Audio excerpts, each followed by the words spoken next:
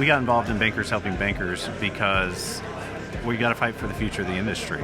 Bankers Helping Bankers is really about leveling that playing field, but looking for bankers to connect with one another in order to do that, not have them looking to the horizon for somebody else to ride in and save the day.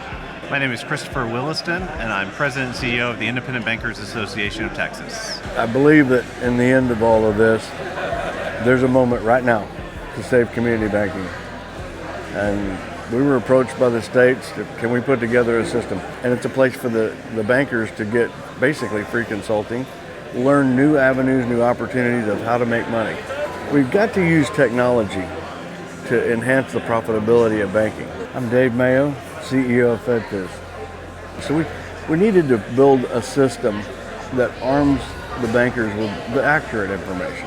And we've been doing this for a long time. We've got all the information. We believe that the bankers, if they're armed with the right information, they'll make the right decisions. With FinTech coming along and you've got opportunities everywhere, you talk to the FinTech people, the excitement that you hear in their voice, it'll charge you up. It's good. They can't work without working through the banks. The banks are the sponsor banks. Huge opportunity for banking. And yet we're still sitting at about 79 sponsor banks. That's the total FinTech in the United States of America. FinTech had more money put into it in the last year than any industry in the history of the United States. So is FinTech going away? No. Everyone's banking on the fact that banking's going away. That's what we have to fix. So getting together with IBAT, can you build a system to save banking? Bankers Helping Bankers, the thing I think is most interesting is the data. I'm obviously the data guy.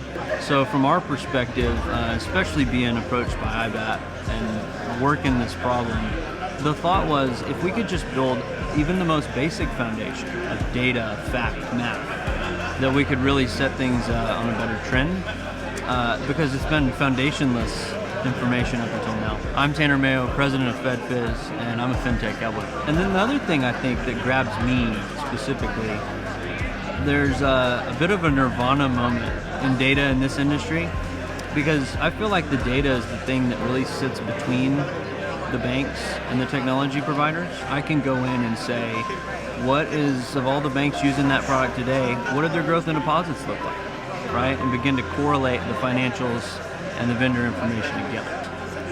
Everything that I look at, and you build a data set, let's say that's a data set you build for a banker. That same data set would have a heck of a lot of value and interest from the vendor side as well. I go through and I look at who integrates with my core, different install base, what's the trajectory, is that product selling, right? Is it growing? Then you come up with that data stack and come to a short list of here's who you should really take a hard look at. I'm not trying to make any decisions for anybody, but we don't need to look at 80 providers. There's really 4 or 5, right? And so what really has been accomplished by IBAT and the other associations with our help is to be able to put the banker, make the banker the smartest guy in the room again, right? I think that's pretty cool. Data is really important in Bankers Helping Bankers because there's so much opinion that's driving the perception of the banks. Bankers need to talk to one another in order to tackle the problems that are before them. So that's number one. It's a connection point. But then it's also just a set of data tools that we look at the things that bankers are paying for currently, that they're going out to this provider, that provider, because it's really about leading the bankers to a place where they can realize alternative sources of income. This is about enabling the business model of community banking for the future. I hope there's a connection point at some point between Bankers Helping Bankers and FinTechs. Obviously, as we keep trying to lead bankers towards the front of understanding FinTech and how they can partner with FinTech, there's an opportunity to bring those constituencies together. But right now, bankers need a safe place to just wrestle with these ideas. They need a place where they can go and truly just get their arms around what's happening without a lot of outside pressure. And that's why we made it a bankers-only platform, to eliminate those outside pressures on their perceptions, to just enable them with data, and to put them in conversation with one another.